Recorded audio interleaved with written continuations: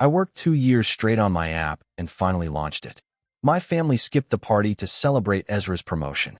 Later, Dad texted, "We need to discuss your company." Mom wrote, "It's not a real career." Ezra added, "Congrats on your little project." I just smiled and replied, "Check tomorrow's headlines." I'm Mason, 28, and for the past couple of years my whole world has revolved around this one app I've been building. I walked away from a stable paycheck to chase the idea, emptied out my savings, and lived off instant noodles way longer than I'd ever admit out loud. Every little win, I celebrated alone. The late-night coding breakthroughs, the endless beta tests, the bugs that made me want to throw my laptop through a wall. By the time launch night came, I hadn't really slept in 3 days, but the adrenaline was enough to keep me upright. This was supposed to be the night that proved all of it had been worth something. I rented out this small but stylish venue downtown for the launch. Nothing over the top, just some catered snacks, a rented sound system, and a looping slideshow of app screenshots projected onto the wall. I'd invited my closest friends, a few early testers, and of course, my family, Mom, Dad, and my older brother, Nathan. I thought maybe, just maybe, they'd finally see what I'd been working toward. Maybe even be proud of me for once. They'd never really believed in the idea, always asking when I'd go back to a real job. As guests started showing up, I kept glancing at the door, half expecting to see my family walk in. My friends arrived first, cheering, hugging me, telling me how proud they were that I stuck it out. The room filled with laughter, music, and the buzz of people mingling, and for the first time in months, I let myself breathe. Still, I couldn't help checking my phone every few minutes. Maybe they were just running behind. Then, out of nowhere, a notification popped up. Nathan had posted a boomerang on social media, champagne glasses clinking, the caption reading, "Promotion night." I clicked through his story, and there they were, my parents, smiling and laughing with him, celebrating his promotion to senior manager. Same night as my launch. Not a single message to say they weren't coming. It felt like the floor just gave way beneath me. I stood there staring at the screen, the noise of the party fading into a muffled hum. People came up asking questions about the app, congratulating me, and I smiled like nothing was wrong. But inside, I was on fire. It wasn't just that they didn't show up. It was that they didn't even think it mattered. When the last guest finally left, the silence in the room hit me hard. The projector was still flickering through the same slides. The catering trays were empty, the tables half cleared. That's when my phone buzzed. A text from Dad. "We need to discuss your company." Then Mom. "This isn't a real career." And Nathan, with his usual smugness, "Congrats on your little project." I stared at those messages, my grip tightening around the phone. All the exhaustion, the doubt, the endless questions. When will you settle down? How long can you keep this up? It all boiled over. I didn't reply right away. I just sat there, thinking about every time they dismissed me, every time Nathan's success was paraded around like a trophy while mine barely got a nod.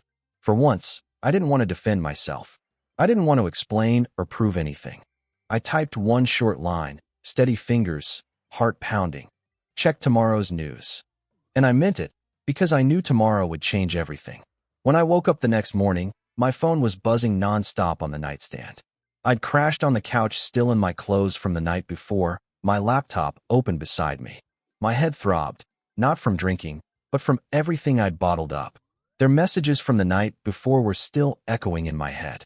When I picked up my phone, there were more waiting. "Dad again, we need to talk today. Nathan has some thoughts about how to make your app profitable. Let's do a family call." Mom's was short but sharp. "You should be grateful Nathan's offering to help before this gets out of control." And Nathan, of course. "Can you jump on a Zoom call this afternoon? I think I can save you from wasting more time." That was the thing about my brother. He didn't just think he was smarter, he thought he was entitled to steer my life. It had always been that way.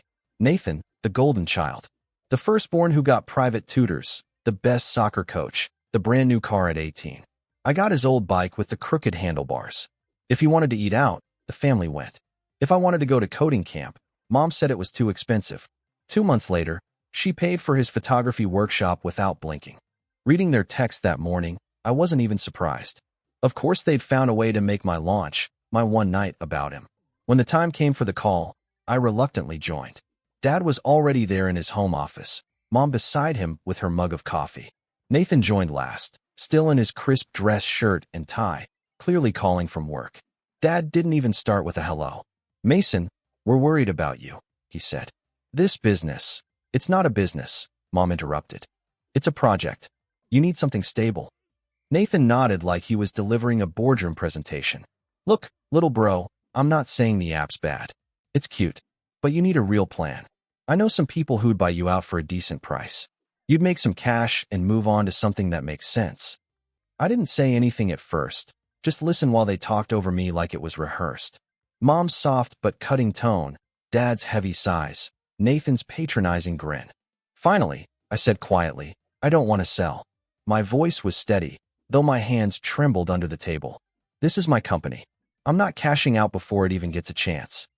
Dad rubbed his forehead and sighed. "Mason, you've been playing around with this thing for years. Nathan's offering you a way to make it respectable." "Respectable?" I repeated, almost laughing. "You didn't even show up to my launch party." The words just slipped out before I could stop them.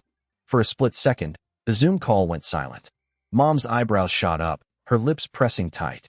"Mason, we were at Nathan's promotion dinner," she said, her tone sharp, like I'd just accused her of something unreasonable. "You know how important that was for his career." "Exactly," Nathan chimed in, leaning back in his chair with that smug grin he always had when he thought he'd won. "And instead of sulking, you should try being happy for me." That was the moment it hit me. This wasn't about one night. It never had been. It was about the years of being measured against him, the way every success of mine somehow became smaller when held next to his. "Mason," Dad finally said, in that calm, authoritative tone that always meant he was wrapping things up. "We just want what's best for you. And what's best is letting someone with experience step in before this whole thing falls apart. Do you really want to hit 30 still living like a college kid?" I stared at the glowing rectangles on the screen, their faces lined up, all looking at me like I was the family disappointment. For a second, the familiar guilt crept back in. Maybe they were right. Maybe turning down a buyout was stupid when I was barely keeping the lights on. Maybe Nathan actually did know better. But then I thought about the launch, my friends cheering me on, early users telling me how much they loved the app, the rush of watching something I'd built come alive. That guilt started to twist into something else. Not just anger, conviction. "I'm not selling," I said, louder this time. "And I don't need Nathan's help." Mom's lips thinned. Dad muttered something about me being stubborn. Nathan just gave a lazy shrug. "Suit yourself," he said. "But don't come crying to me when it all crashes." The call ended, and I just sat there, staring at my reflection on the dark screen. It wasn't just the lack of support that got to me. It was how they'd managed to turn my biggest achievement into a problem to fix. A few days later, a mutual friend mentioned Nathan had been bragging at work about helping his little brother get serious. Apparently, he'd even started talking to investors, saying he might take over my idea if I came to my senses. When I checked LinkedIn, I saw it. A post from him, all polished and professional. A photo from a networking event with the caption, "Excited about new tech opportunities in the family." Reading it made my stomach twist. It wasn't just him muscling in. It was him claiming credit for something he hadn't touched. The comments stung worse than I expected. People congratulating him, calling him a visionary. Not a single mention of me. And just when I thought it couldn't get any worse, Mom called. "I sent Nathan a few of your pitch deck slides," she said casually. "He wants to show them around to the right people." I froze. "You what?" My voice came out tight, almost a whisper. "Don't be dramatic, Mason," she sighed. "We're trying to help you before you make a mistake. Nathan just wants to make sure you don't miss your chance. It's not your decision to make." I snapped, gripping the phone so hard my knuckles turned white. Before I said something I'd regret, I hung up. That night, I stayed up till dawn locking everything down, changing passwords, revoking access, double-checking every shared folder. If they wanted to treat me like a kid, fine, but they weren't going to take what I'd built. Still, I had this sinking feeling it wasn't over. The texts kept coming all week. Dad sent me articles about startup failure rates. Mom said I was hurting the family's reputation by being difficult. Nathan left me a cheerful voice message suggesting he could run the company for me if I didn't want the stress. By Friday, I felt cornered. Every buzz from my phone made my stomach clench. I started ignoring calls altogether and threw myself back into the work, pushing updates, tweaking features, anything to drown them out. Then, 3 nights later, everything snapped into focus. It was late when an email came in from one of my beta users, a woman named Layla who'd been giving feedback since the early days. The subject line just said, "Asterisk, is this you?" Asterisk inside was a screenshot of a pitch deck. My pitch deck. I stared at it for a full minute before my brain caught up. It was my work, my app's logo, my designs, even my tagline. But the title slide said, Asterisk, presented by Nathan Cole. Asterisk, my chest tightened, and a cold rush spread through me. I read the email again and again, hoping I was wrong. But I wasn't. When I called Layla, her voice was calm but sympathetic. "I thought you should know," she said.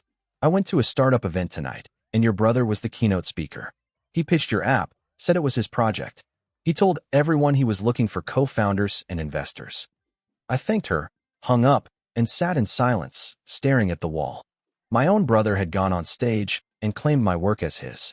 When the shock faded, fury took its place. I opened LinkedIn, and sure enough, there he was.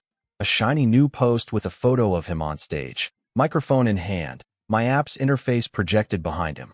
The caption read, Asterisk, thrilled to share the next big thing we're building. Exciting opportunities ahead, stay tuned. Asterisk, the comments were overflowing with praise and applause. My hands shook as I scrolled. Then I did the only thing I could. I took screenshots. Every slide, every comment, every smug word. The next morning, I woke to a string of texts from Mom. Asterisk, Nathan did such a great job last night. Asterisk, people were so impressed. Asterisk, I think this will finally get you the recognition you've been chasing, Mom had texted. Then another, don't be upset, Mason. You should be grateful Nathan's putting your little idea on the map. I called her right away, my voice trembling. You knew he was going to do this? I demanded. Of course, she said, calm as ever. He asked me for your slides. I thought it would be good for you. You get too attached to things, Mason. Nathan knows how to present in a way people actually understand. I could barely get the words out. You gave him my work without asking me? That's not helping me, Mom. That's stealing. There was a pause, then that tone I'd heard my whole life, the one she used whenever she decided I was being childish. You always take things so personally, she said. Nathan isn't stealing anything. He's elevating you. He's giving you a platform. Be honest. Do you really think you could have gotten that much attention on your own? I hung up before I said something I couldn't take back. My hands were shaking so badly I could barely hold the phone. My own mother had handed over my intellectual property like it was some group project her favorite son could help with. That afternoon, my phone rang again, Nathan this time. I almost ignored it, but part of me wanted to hear what kind of excuse he'd come up with. Hey, little bro, he said cheerfully, like we hadn't just gone through all this. Did you see the response we got from the pitch? Pretty incredible, right? I shot back. You mean the response you got from stealing my work? He laughed, casual, dismissive. Come on, man, don't be so dramatic. I didn't steal anything. I was just testing the waters. Investors need to see someone experienced leading the charge. You know they'd never trust a solo founder with no record. I'm doing you a favor. You put your name on it, Nathan, I said. You made it sound like it was your app. He sighed like I was exhausting him. Because it will be ours, if you stop being stubborn. Look, Mason, you're great with the technical side, but you're not a CEO. I can bring in funding, build a team, scale this thing. You'd stay on as developer and get a solid salary. Everybody wins. My jaw tightened so hard it hurt. So your plan is to push me out of my own company? You wouldn't be pushed out, he said smoothly. You'd be supported. Be realistic. You're barely scraping by. No investors, no income. You need me. Otherwise, you're just going to watch this whole thing fall apart. The casual confidence in his voice made my blood run cold. This wasn't arrogance anymore. It was a takeover. A hostile one, wrapped in fake concern, and my parents had practically handed him the keys. I hung up without another word. The next few days blurred together. Everywhere I looked online, there he was, Nathan, smiling in photos, standing behind podiums, talking about my app like he'd built it from scratch. The posts were multiplying, more press shots, more congratulatory comments. A local tech blog even ran a short piece about entrepreneur Nathan Cole and his promising new startup. My name wasn't mentioned once. Then came the gut punch. An email from a venture firm I'd been talking to for months. They thanked me for my time, but said they wouldn't be moving forward since they were already in talks with another founder working on a similar product. I didn't need to guess who that was. Desperate for some kind of reason, I called Dad. You don't understand what he's doing, I said. He's taking my company. My idea. Dad sighed. You're being dramatic, Mason. This is business. Nathan's helping you get a foot in the door. You should be thanking him. Thanking him, I said, my voice cracking. For stealing from me? For cutting me out? His tone hardened. He's not cutting you out. He's saving you from yourself. You always take on too much. Don't ruin a good opportunity because of pride. I ended the call shaking with anger. They didn't get it. Or maybe they did, and that was the part that really hurt. The final straw came that Friday. I was sitting in a coffee shop, trying to focus on a patch update, when a notification flashed across my screen. Nathan had posted an announcement. His company's official launch event, complete with a polished press release and RSVP link. The date, 2 weeks from now. I just sat there, frozen. He wasn't pretending anymore. He was moving forward without me, using my code, my design, my dream, and smiling for the cameras like it had been his all along. The hurt was gone. What replaced it was colder, sharper. This wasn't a family feud anymore. This was war. I didn't leave that cafe for hours. The laptop sat open in front of me, cursor blinking on a line of code I couldn't even read. The noise of the place faded into static. Somewhere in the background, the RSVP link glowed on my phone. Nathan's face framed by sleek branding, smiling like he'd already won. When I finally packed up and walked home, the city lights looked blurry, like I was seeing everything through glass. Inside my apartment, I just stood there for a while. The walls that had seen every late night, every crash, every tiny victory, they suddenly felt smaller, like they belonged to someone else. Over the next few days, I barely spoke to anyone. My friends reached out after hearing about the launch party, but I couldn't bring myself to explain. I ignored messages, slept late, didn't touch the app. It felt like my creation had been stolen right out from under me, and maybe it had. The silence from my family was almost worse than the betrayal. No text from Mom, no calls from Dad, not even a smug update from Nathan. They'd all moved on, cheering him on while I sat alone in the dark, watching my savings dwindle and my dreams slip further out of reach. I thought about selling everything I owned. Not the company, but my stuff. The gaming console collecting dust in the corner, the bike I never rode anymore, even the old watch Dad gave me for my 21st birthday. I considered cashing out what was left of my emergency fund and just leaving it all behind. Maybe move somewhere cheap, get a quiet job, disappear for a while. The idea felt both comforting and devastating at the same time, like freedom wrapped in failure. One night, I went out walking to clear my head and somehow ended up standing across the street from my parents' house. I didn't even realize where I was headed until I saw the porch light on, silhouettes moving behind the curtains. Through the front window, I caught a glimpse of them at the dining table, Mom, Dad, and Nathan. They were laughing at something he said, wine glasses raised, looking perfectly at ease. For a second, I wanted to walk up, pound on the door, and scream until they finally understood what they'd done to me. But I could already picture it, the polite, pitying smiles, the dismissive tone, the inevitable, "you're overreacting." So I turned around and walked home, my hands shoved deep in my pockets. That night, I lay in bed staring at the ceiling, my mind racing. The anger was still there, but it had cooled into something quieter, steadier, something that almost scared me with how calm it felt. My thoughts drifted to the app's infrastructure, the servers, the database, the API keys, all of it still under my control. I didn't act on anything right away. I just started locking things down. I pulled my repositories offline, encrypted every backup, moved files to fresh accounts no one else could touch. Then I reached out to a lawyer friend, asking hypothetically what someone could do if their work was being presented as someone else's. Her answer wasn't reassuring. Technically, I had rights, but enforcing them would be long, expensive, and messy. Still, that conversation planted a seed. If I couldn't fight him publicly yet, I could prepare for when I did. I started documenting everything, time-stamped commits, emails, design drafts. Every trace of proof that this was my work, my idea, my code. Meanwhile, I went quiet. When my parents finally reached out again, it was a short message. Asterisk, are you ready to be reasonable yet? Asterisk, I didn't reply. Nathan sent me an invite to his fake launch with a winking emoji. Left it on read. The silence seemed to bother them more than anything I could have said. A few days later, Dad left me a voicemail that started calm but turned sharp. "You're acting immature, Mason. This family has done nothing but support you, and you're throwing it back in our faces. Nathan's trying to build something for all of us, and you're jeopardizing that with your pride. Think about the example you're setting."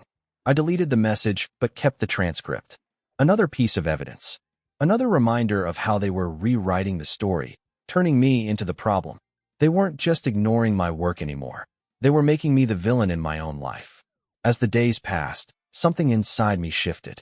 The grief was still there, grief for the family I thought I had, for the pride I'd always wanted from them. But under that grief was something harder. Determination. I started running again just to clear my head.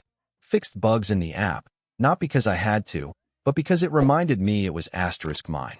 Every line of code became an act of defiance.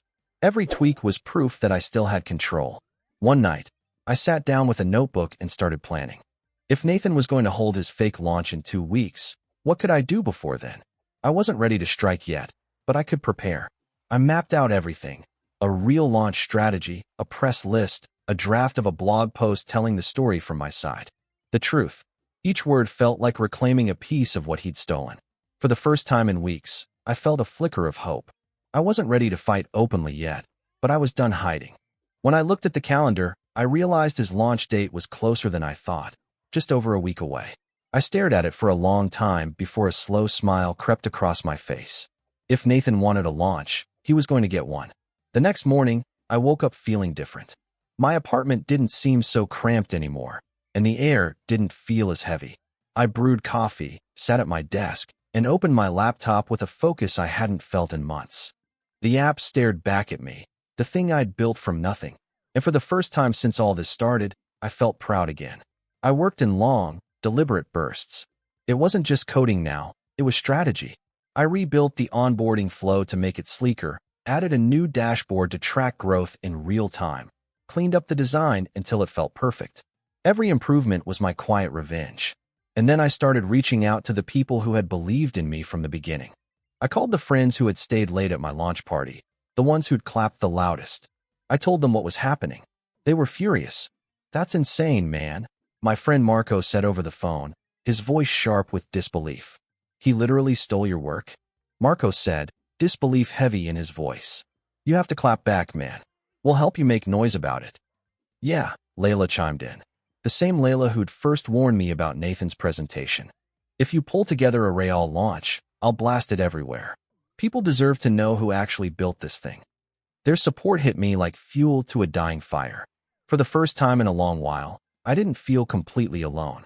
Within a couple of days, I had a small crew of friends rallying around me. Designers, marketers, people who just believed in what I was doing and wanted to help. We set up a group chat and threw ourselves into what we jokingly called the guerrilla launch. One friend designed a landing page that didn't just show the app, it told the story. The late nights, the ramen dinners, the little victories that had kept me going when no one else believed in me. Another friend offered to shoot a promo video for free with his DSLR. We filmed in my cramped apartment, me sitting at my desk, talking straight to the camera about why I'd built this and the problem it solved. I was stiff at first, but when we replayed the footage, I barely recognized myself. I didn't look like the tired, beaten-down guy from a week ago. I looked determined, like someone who finally remembered what he was fighting for. At the same time, I started reaching out quietly to early users and indie tech bloggers. I sent out sneak peeks of the updates, invited them to be part of the upcoming official launch. A few had seen Nathan's posts and were confused, asking if we were working together. I stayed calm, factual. "No," I wrote. "This is my company. I'm the founder." The other person presented my work without permission. Most were sympathetic, some even angry on my behalf, and a few promised to tell the real story once I went public. Then something incredible happened. Out of nowhere, I got an email from a small but respected startup newsletter I'd followed for years. One of their writers had heard about my app through a mutual contact and wanted to feature it in their next issue, if I could send screenshots and an interview by the weekend. My heart was racing as I typed my reply. Absolutely. This was the break I'd been waiting for, and it would drop before Nathan's launch. The interview went better than I could have dreamed. The writer asked sharp questions about what it was like being a solo founder, bootstrapping from scratch, balancing burnout with ambition. I answered honestly about the grind, the uncertainty, and the tiny moments that made it all worth it. I didn't name Nathan, not yet, but I made it very clear who had built the app. When the article went live, the reaction was instant. Site traffic spiked. Beta signups doubled overnight. People were tweeting about the app, tagging me directly, leaving comments like, "Finally, a solution that actually makes sense, and can't wait to try this." And then, in a twist of poetic justice, one of Nathan's own LinkedIn contacts shared the piece, tagging me, not him, with the caption, "Huge congrats to Mason Cole for building something incredible." I won't lie, I stared at that post for a long time. But the real payoff wasn't the validation, it was the data. I watched in real time as new users poured in, engagement climbing higher than ever before. Whatever Nathan had sold people on, it clearly wasn't this. This was mine. Late that night, I stayed at the co-working space we'd rented, finishing up the final details for my launch. It wasn't some luxury ballroom like the one Nathan had booked, but it didn't need to be. It felt right, raw, real, authentic. I sent out invites to early users, indie bloggers, and a few small investors who'd shown quiet interest before all the chaos. I didn't invite my family. They could read about it in the news like everyone else. With every passing day, I felt stronger. I was sleeping again, eating properly, running in the mornings. The fog of self-doubt that had followed me for months was finally clearing. I wasn't building out of fear anymore. I was building with purpose. The night before launch, I stayed late, tweaking slides and finalizing my talk. The presentation was simple, real screenshots, real results, real voices from people who actually used the app. No inflated promises, no fake polish. Just the truth. When I got home, I checked my phone one last time. A new message from Nathan. Asterisk, hope you're coming to the launch tomorrow. It'll be good for the family to be united on stage. Asterisk, I smiled to myself. I didn't reply.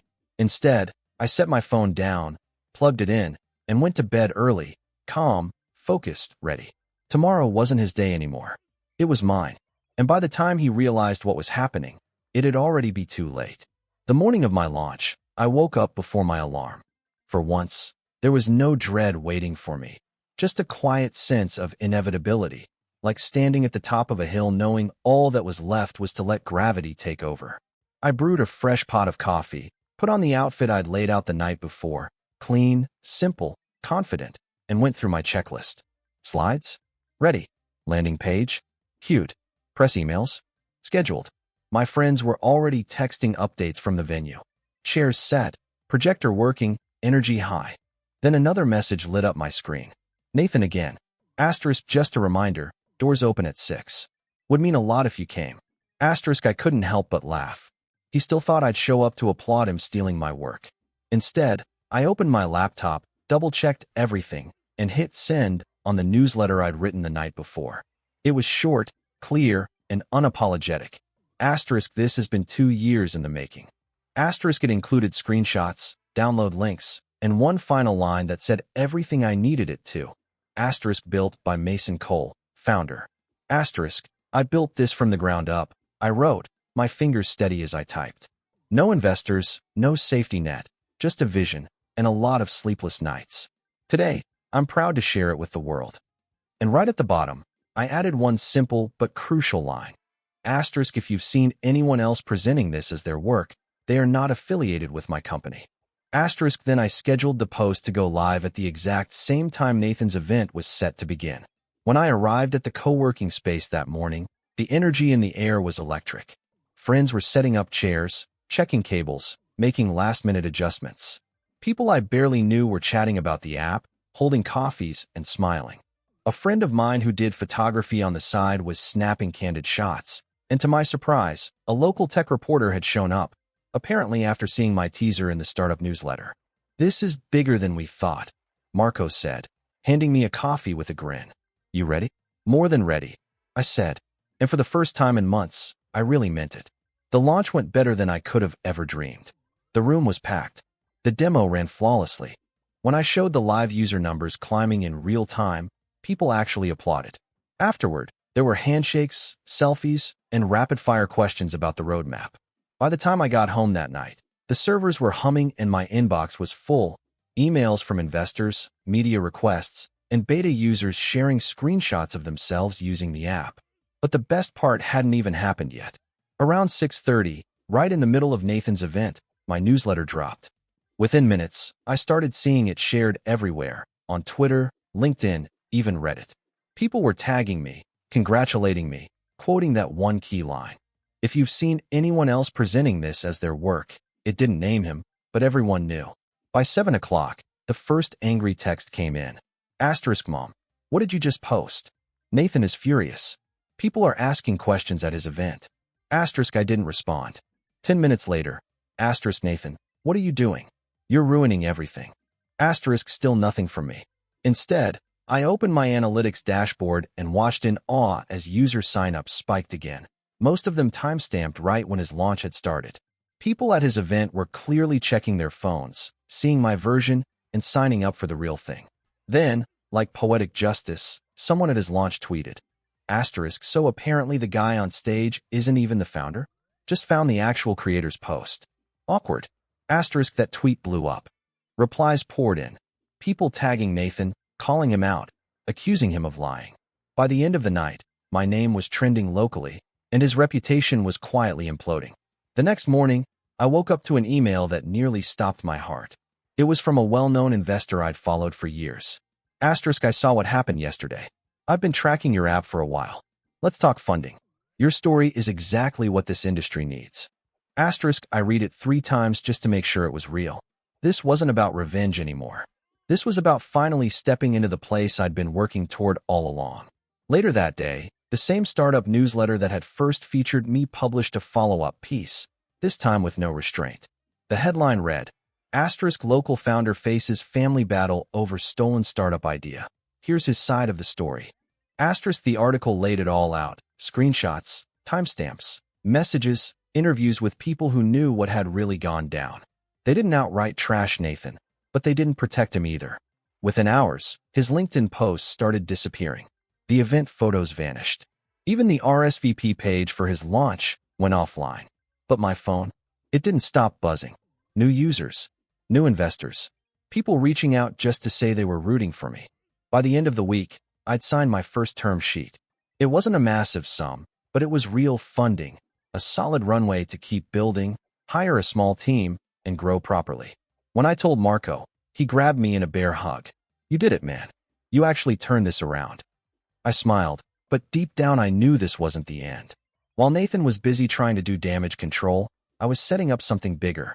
One of the new investors had a contact at a major tech conference, the kind that drew global coverage. They offered me a speaking slot on the main stage for the next month's lineup. I didn't hesitate. I said yes. That night, as I closed my laptop, I realized just how far I'd come. A few weeks earlier, I'd been sitting in a cafe, ready to sell my stuff and disappear. Now I had funding, traction, and a platform to tell the world exactly who had built this thing from nothing. Nathan had tried to take my company. Now I had the chance to take everything back and make sure he'd never be able to pull something like that again. The weeks leading up to the conference felt like sailing through a storm I'd finally learned to navigate. For the first time in a long while, I wasn't angry, I was calm, steady, because now, every step had purpose. This wasn't about revenge anymore. It was about proving, once and for all, who I was and what I could do, without my family's approval, without their interference, and without Nathan's shadow. My growing team and I worked nonstop, refining the app, building out a slick demo, preparing Q&As. I rehearsed my talks so many times I could have done it in my sleep. But the real victory wasn't just going to be on that stage, it was going to be in how I told the story. 2 days before the conference, a text popped up from Nathan. Are you seriously speaking at TechShNF? I just got word, and my inbox is blowing up. What are you planning to say? I stared at it for a moment, then typed back a single line. Don't worry. I'll make sure everyone knows who built this. And I meant it. The night before my talk, I hardly slept.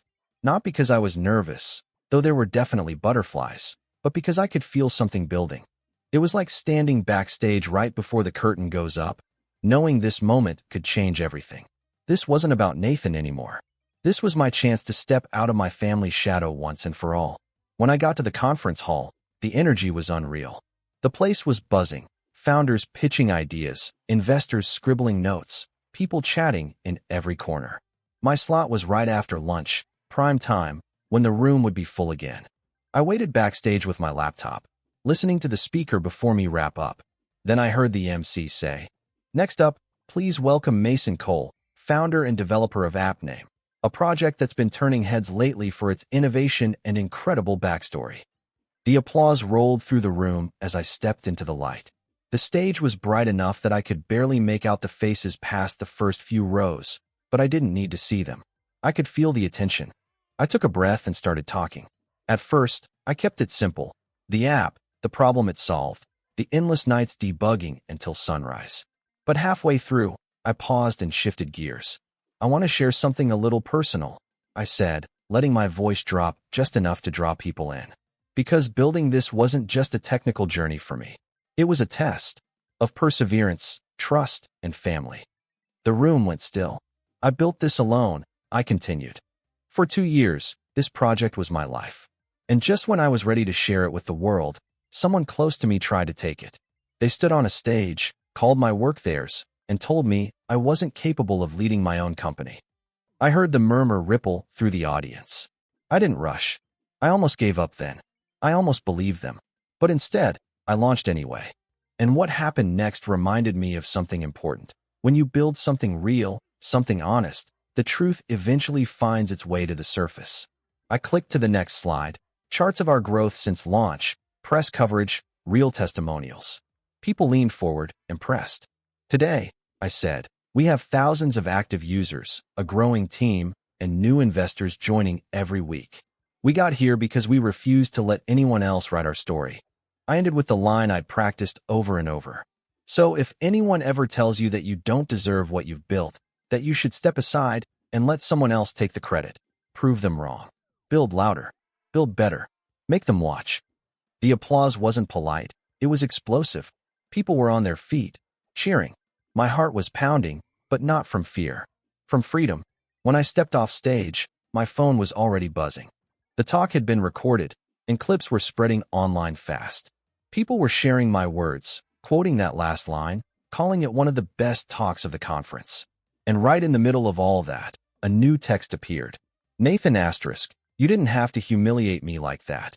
I stared at it, then typed back, calm and steady. "Me asterisk, I didn't say your name. If you feel humiliated, that's on you." He never replied. That night, I posted a photo from the event, me mid-sentence, the crowd behind me. The caption was simple. Asterisk 2 years ago, this was just an idea. Yesterday, it was almost taken from me. Today, it belongs to everyone who believed. The work speaks for itself. Asterisk within hours, the post blew up, thousands of likes, hundreds of shares. Old friends, former coworkers, even one of my college professors reached out to say how proud they were. But the most satisfying message came the next morning. A friend forwarded me an email from one of the investors Nathan had courted. It read, asterisk Nathan, after seeing yesterday's talk and reviewing the documentation from the actual founder, we're withdrawing our interest. We invest in people who lead with integrity. Best of luck. Asterisk I must have read it a dozen times before closing my laptop and just sitting there, smiling. This wasn't revenge anymore. It was redemption. Reclamation. I'd taken back my story, my work, and my life. And I had a feeling Nathan and my parents were finally realizing they couldn't control me anymore. But I wasn't done yet. There was still one thing left to do. Something final. Something that would make it clear that the days of them talking over me, dismissing me, treating me like a background character in my own life, they were over. I already knew when and where it would happen. 2 weeks after the conference, it did. Quietly. Not with shouting or fireworks. Just a single piece of paper. I was sitting at my desk, replying to emails from new angel investors, when I got a notification from the state's business registry. I opened it absent-mindedly, expecting another filing confirmation. But there it was, Nathan's LLC, dissolved. Officially shut down. It shouldn't have felt as satisfying as it did, but it was like breathing clean air after months underground. He hadn't called. He hadn't texted. He'd just folded, silently. But I knew my family wasn't done. Sure enough, that Sunday, my parents invited me to dinner. Their first olive branch since everything had gone down. For a minute, I considered ignoring it. But then I thought about how much I'd grown. About how much I'd kept buried just to keep peace. Not anymore. When I walked into their house, the tension was thick. Nathan was already there, sitting stiffly at the table. Mom was pretending everything was normal, fussing with dishes. Dad stood with his arms crossed. It felt like every awkward family dinner from my childhood. Except this time, I wasn't the one sitting quietly. Mason, Mom said softly, setting down a plate. We just want to talk. I sat across from Nathan. Then talk. Dad cleared his throat. We think things got out of hand. The posts. The articles. The conference. You didn't have to make it so public. Nathan's reputation took a big hit. I laughed. He stood on a stage and claimed my work as his own. And you're upset people found out? Mom flinched. You didn't have to embarrass the family. I leaned forward, calm but firm. You embarrassed yourselves. Not once did you ask what I wanted. You all decided you knew better, tried to sell my work behind my back, and when I refused, you called me ungrateful. I had to fight just to be recognized for what I built. Nathan finally looked up, his jaw clenched. I was trying to help you. No, I said evenly. You were trying to control me. You couldn't stand that I did something without you. So you took it. And now you have to live with the fact that everyone knows it wasn't yours. Silence. Thick, heavy silence. I stood up. You know what's funny? I said, almost smiling. I don't even need an apology. I don't need you to like me. I don't need anything from you. Because the people who matter, they showed up. They believed in me. I grabbed my jacket from the chair, walked toward the door, then turned back. You wanted me to step aside and let someone else write my story. Instead, you made it bigger. You made me bigger. So that's it. Mom asked quietly. You're just walking away? I looked at her, then at Dad, then at Nathan, who still couldn't meet my eyes. Yeah, I said. That's it. And I walked out. I didn't look back. That night, I sat in my apartment, the city glowing outside my window, and queued up one last post. A photo from the conference, me smiling in front of the slide that read asterisk founder, Mason Cole. Asterisk the caption was only one line. Asterisk they tried to take my story. I wrote a better ending. Asterisk when I woke up the next morning, it had gone viral. And for the first time in years, I felt something I hadn't in a long, long time. Completely, unmistakably free.